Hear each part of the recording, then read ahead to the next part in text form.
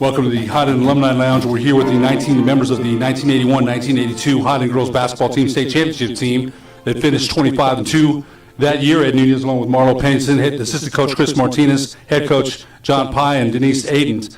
Coach Pye, you were very emotional coming back here to Highland, and that was, that's a team. I think I'll let you speak for that, but stopping El Dorado's 69-game win streak had to have been a highlight amongst other things. Tell us a little bit about that season. Again, you were very emotional. I thought you had a great speech. Well, thank you, Ed. It was a big deal for us. It set the tone for the last 14 games of the year, and we've just marched right on straight to the state championship. But I was reminded by Marlo's brother, Pat, that he thought our best game of the year was when we demolished the Highland JV boys team. And I thought to myself, I don't remember that, because they were great guys, and we had a great team, and they're just woofing and talking, and it was a wonderful experience. I was lucky enough to go on and coach at Hobbs High for a year, and then I went on, coached in college. And I can say this, I never had a better team, because there are so many inner workings of what makes a great team.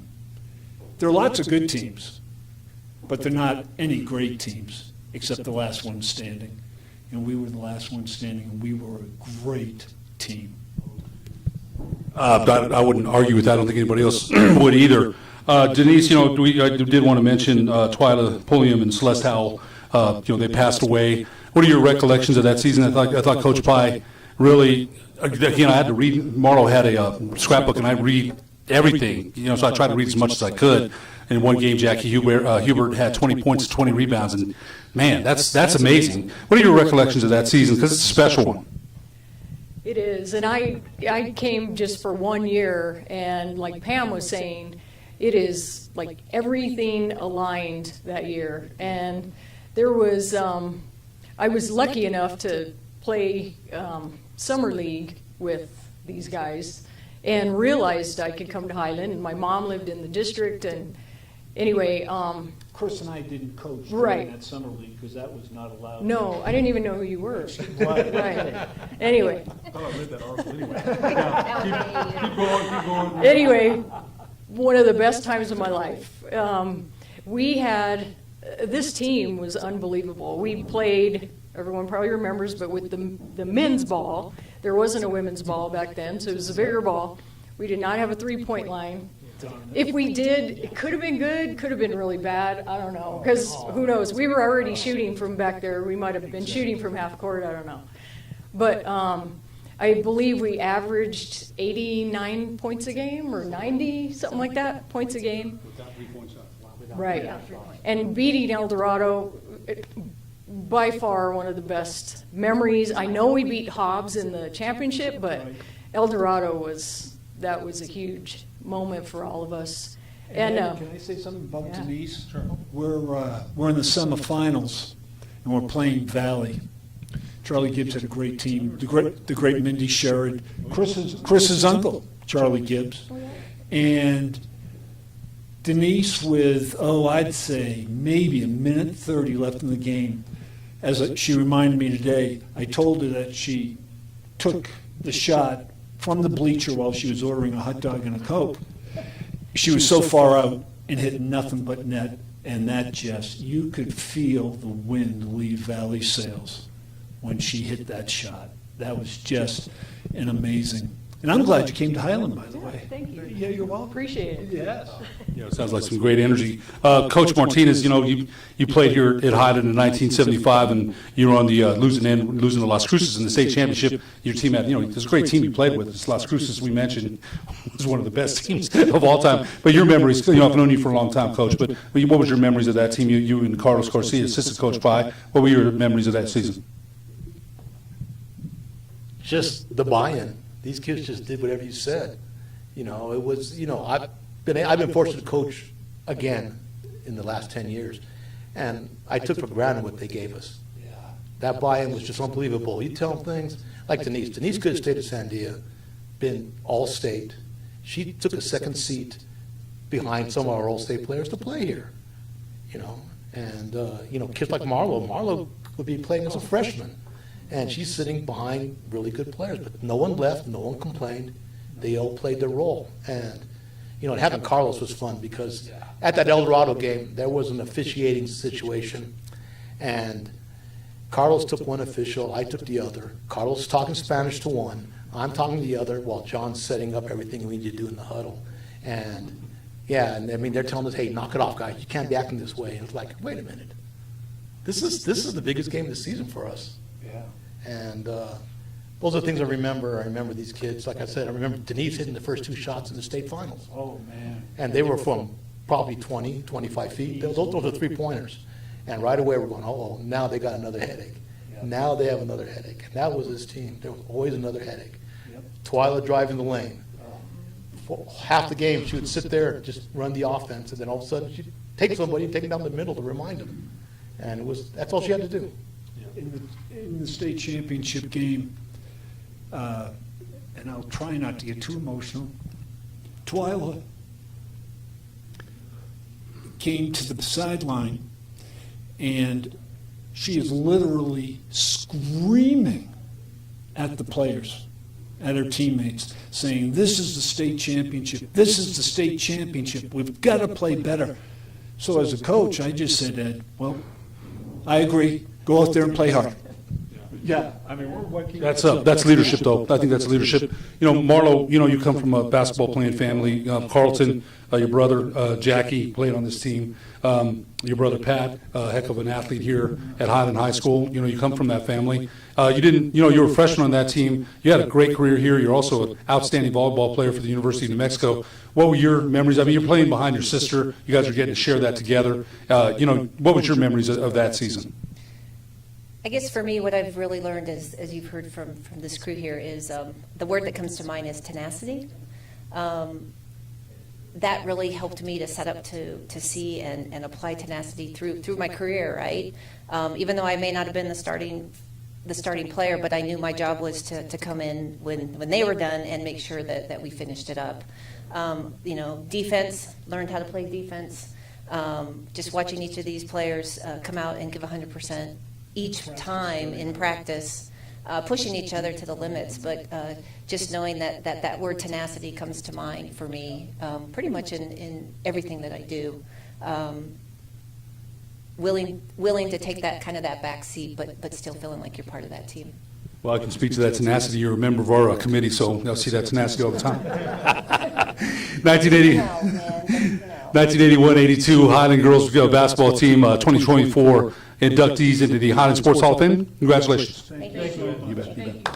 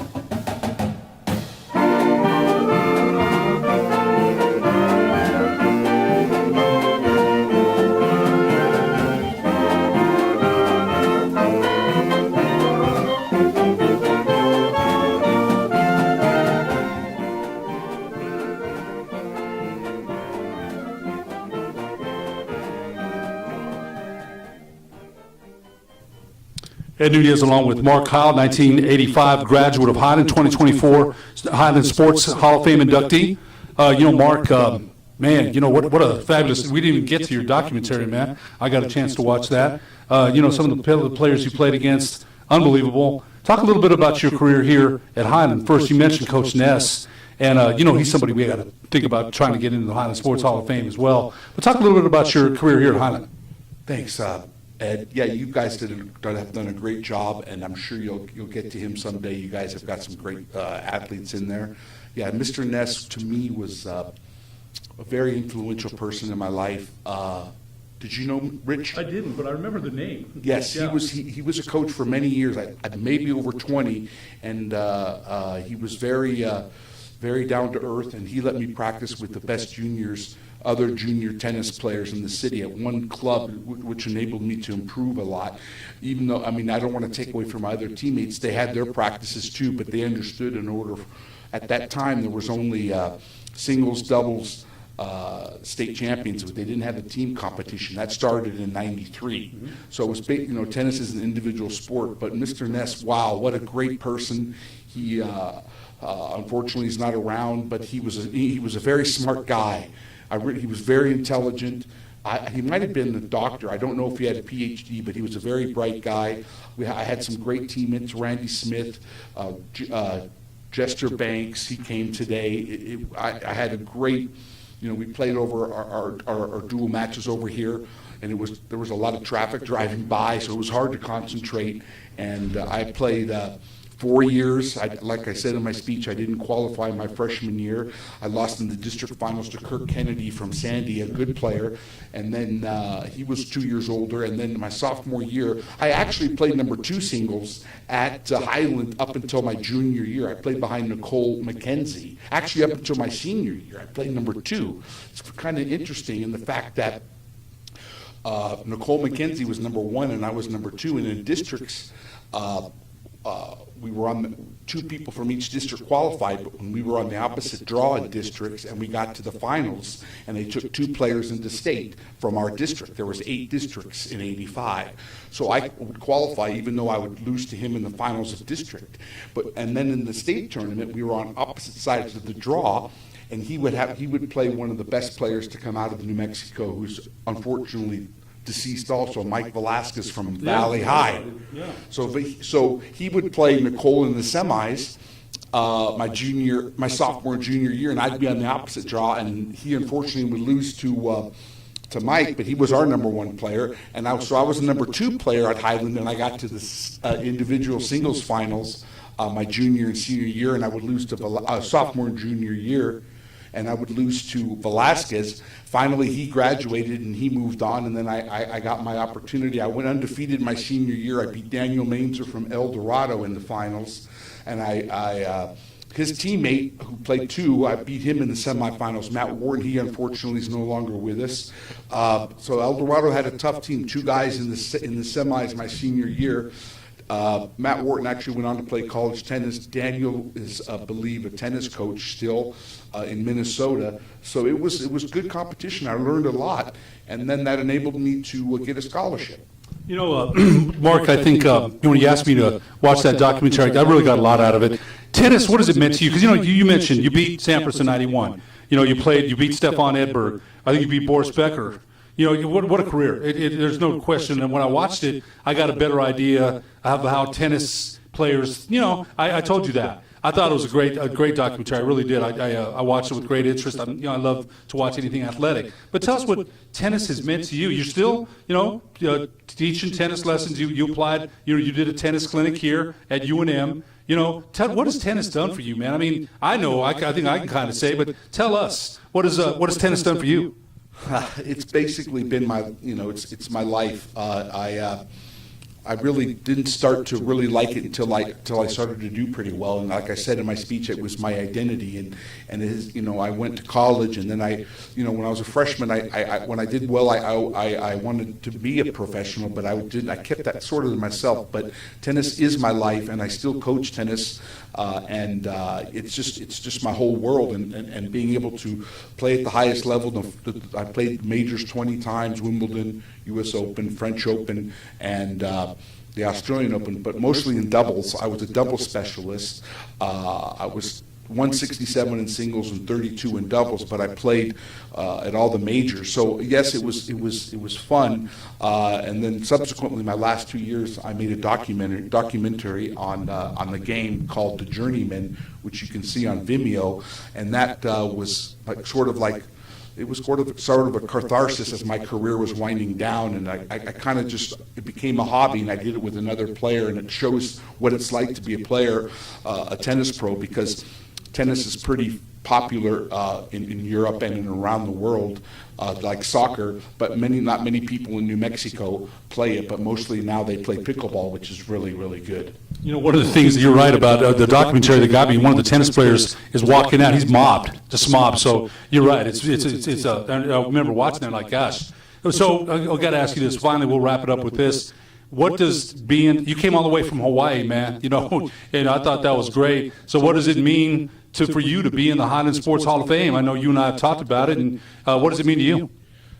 To be honest, Ed, you and Kurt, when I got the call from Kurt and my friend nominated, it's changed my life. It's just made me realize that I needed to make some changes, health-wise, as you know, as we get older. I was a class of '85, and it's just, thank you so much. This has now inspired me to take care of myself a little bit more, and I am just so proud to be a Hornet, and thank you so much for inducting me. Mark Kyle, congratulations.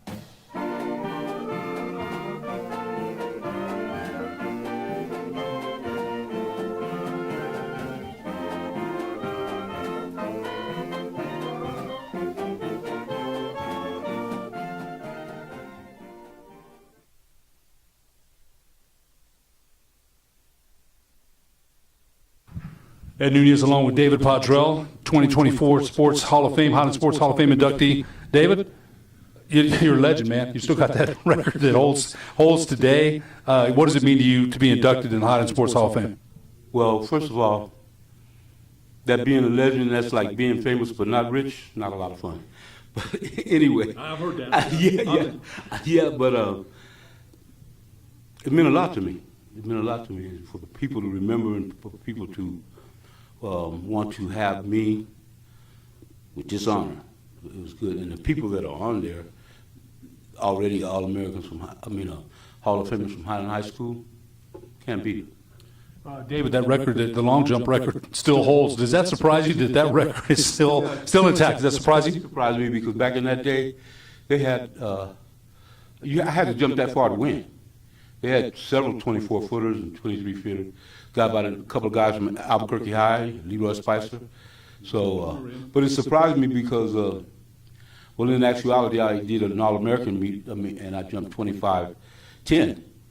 And I qualified almost for the Olympic trials and got in a car wreck. But, yeah, that surprised me. I was thinking somebody would break it by now.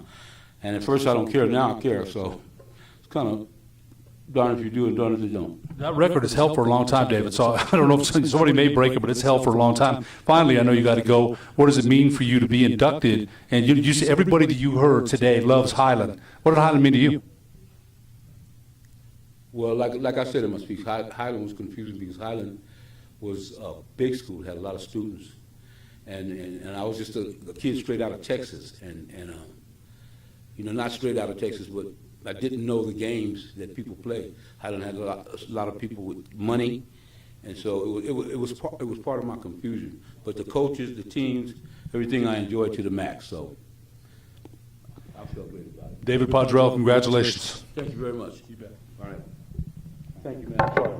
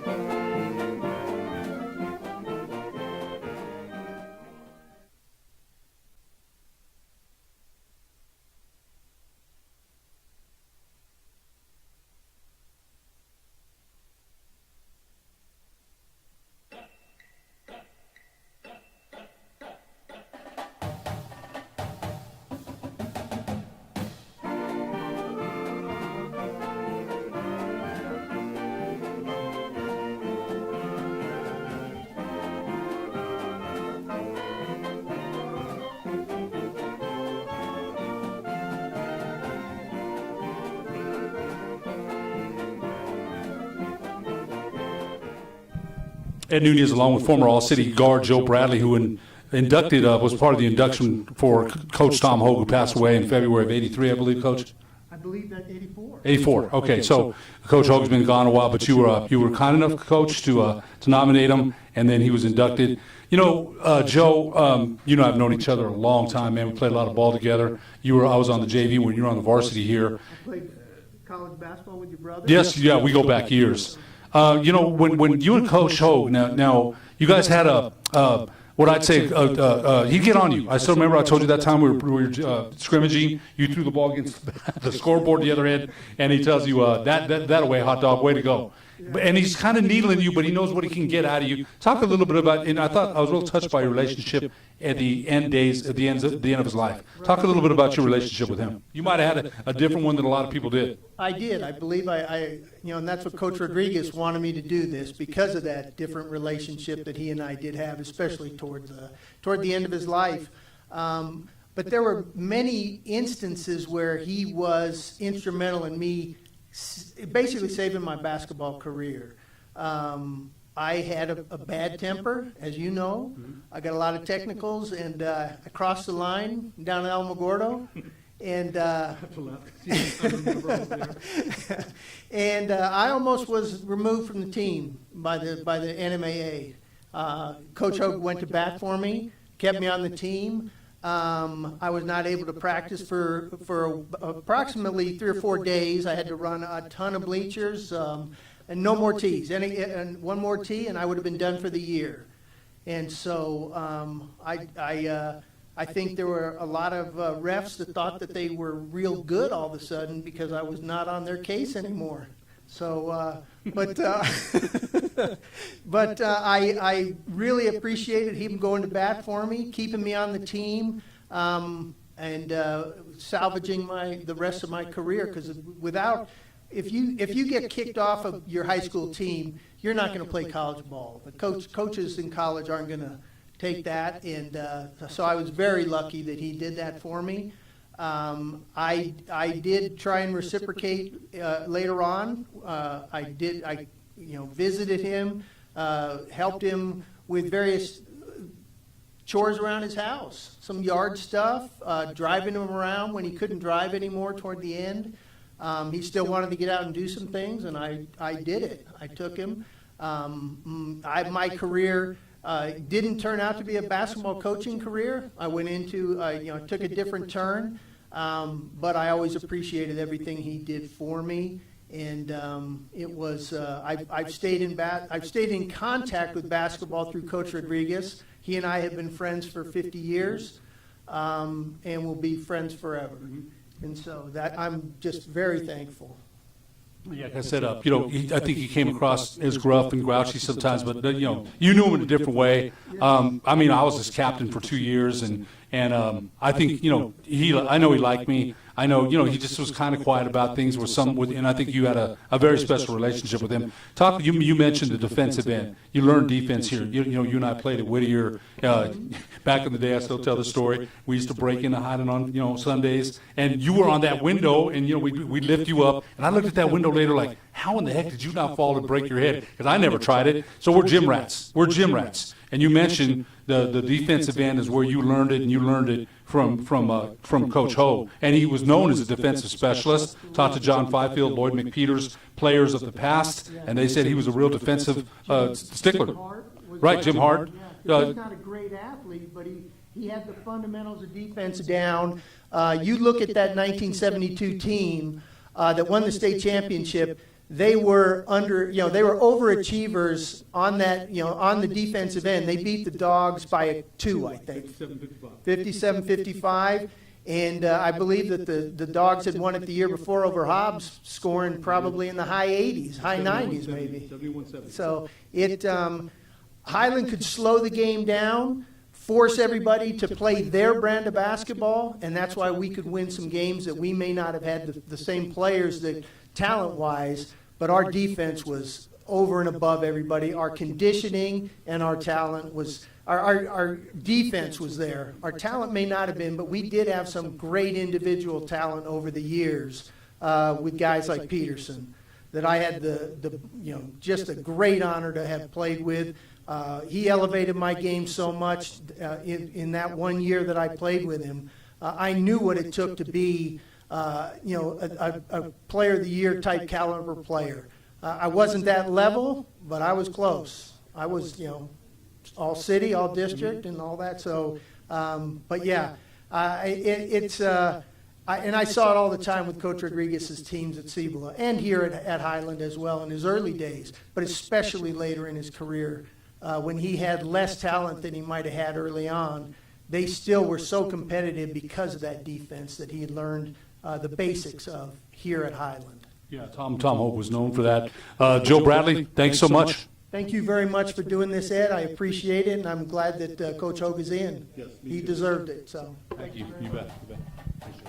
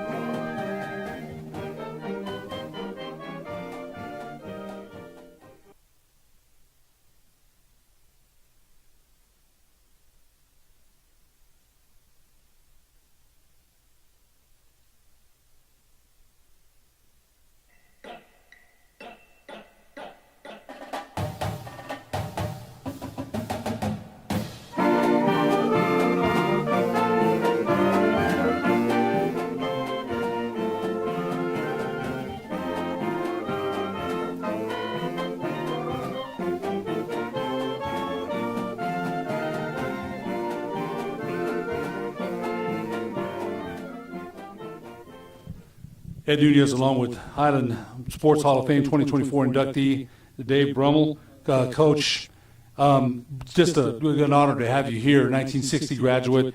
Gary Sanchez says you still hold the strikeout record with 18, and I had to make sure that because Jack Stroud was a heck of a pitcher too, but you still have that record. You coached at Monsanto football and baseball a long time. You gave back a lot, Coach. What did it mean for you to be inducted into the Highland Sports Hall of Fame? Well, the honor is just beyond words. The feeling that you get is just overwhelming. So proud to have the opportunities that I had, and they were God-given and family-given and support throughout all the ranks. Let me correct that one record, though. It was 18 strikeouts for 7 innings. And then I watched and followed and everything, and all of a sudden, a few years later, I see a guy that has 19 strikeouts in 7 innings. But the good thing I looked, and it was a kid I coached. Seiler, Dave Seiler, left-handed, went down to University of Texas. So then I was like, I'm okay with that. Coach, Dave Seiler, yeah, you can live. Dave Seiler was one heck of a pitcher.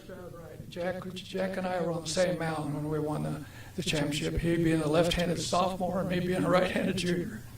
You know, one of our inductees mentioned the coaches at Highland at that time, and you were here at that time too. Clem Charlton, just passed away, about a year ago, was still playing golf with Jim Ottman, driving, and Coach Ottman would tell me, I get worried if he's going to make it. Jim is a funny guy. And then, you had Jimmy Holzman here, you had Mickey Miller here, Coach Wilkins here, you had coaches that are all legends. What was that like? Then, Coach, you became a legend too. But talk a little bit about that.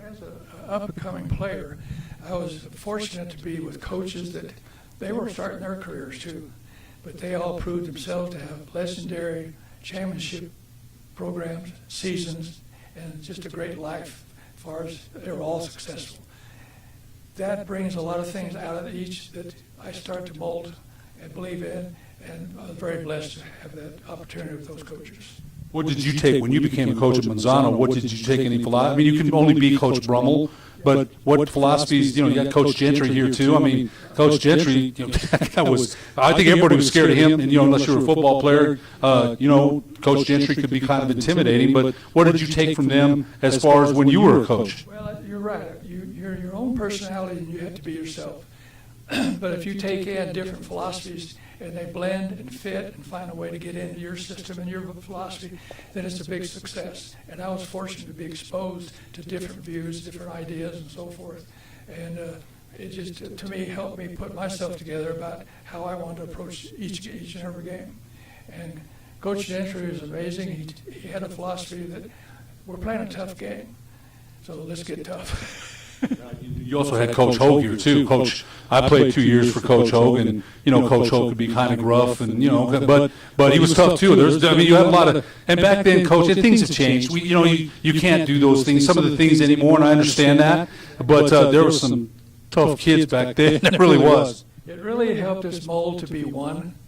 There wasn't any kind of favoritism or anything. It was expected of every one of us to do what was asked of us. Coach Brummel, congratulations. My pleasure, and it's been a true honor, Ed. Thank you for all you guys are doing with the committees, and I know it's a chore, and it's really you're doing a great job. Thanks, Coach. Thank you.